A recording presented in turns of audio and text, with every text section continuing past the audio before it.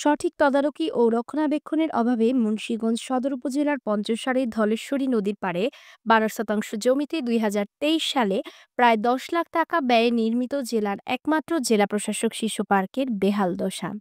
সন্ধ্যা নামলেই শিশু পার্কের ভেতরে বসে মাদক সেবনের আড্ডা।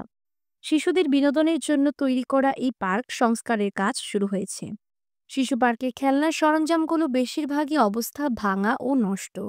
পুরো শিশু পার্কের বালির সাথে ময়লা আবর্জনা ছড়ানো ছিটানো। দোলনা দুটি থাকার কথা থাকলেও একটি উধাও। পার্কের জিরাফ ও বাঘের ভাস্কর্যের অস্তিত্ব এখন আর নেই। এমন পরিস্থিতিতে জেলা প্রশাসক শিশু পার্কের সুন্দর পরিবেশ সৃষ্টি ও বিনোদনের জন্য একটি আদর্শ পার্ক তৈরিতে সদর উপজেলা প্রশাসন নতুনভাবে জেলা প্রশাসক শিশু পার্কের কাজ শুরু করেছে উপজেলা প্রশাসন। এছাড়াও সারা বছর তত্ত্বাবধানের মাধ্যমে সবসময় শিশু পার্কটির শিশুদের বিনোদনের জন্য উপযুক্ত করে রাখার কথা জানিয়েছেন উপজেলা নির্বাহী অফিসার মাহবুবুর রহমান। আচ্ছা, যেটি মুন্সিগঞ্জ জেলা প্রশাসন শিশু পার্ক, এটা আমরা সংস্কারের উদ্যোগ গ্রহণ করেছি। এখানে আপনি নিশ্চয়ই খেয়াল করেছেন যে চারপাশে যে সীমানা প্রাচীর, এটা তুলনামূলক নিচু হয়ে যাওয়াতে অনেকেই হয়তো এটা উপর দিয়েও ক্রস করার চেষ্টা করে, তো এটা আমরা আরেকটু উঁচু করে দেওয়ার চেষ্টা করছি।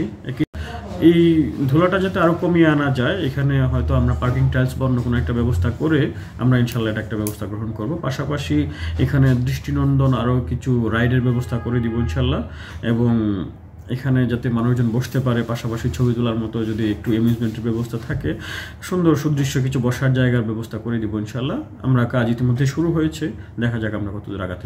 পার্কটির সংস্কার কাজ শুরু হওয়ায় স্থানীয় এলাকাবাসী জেলা প্রশাসককে ধন্যবাদ জানিয়েছেন।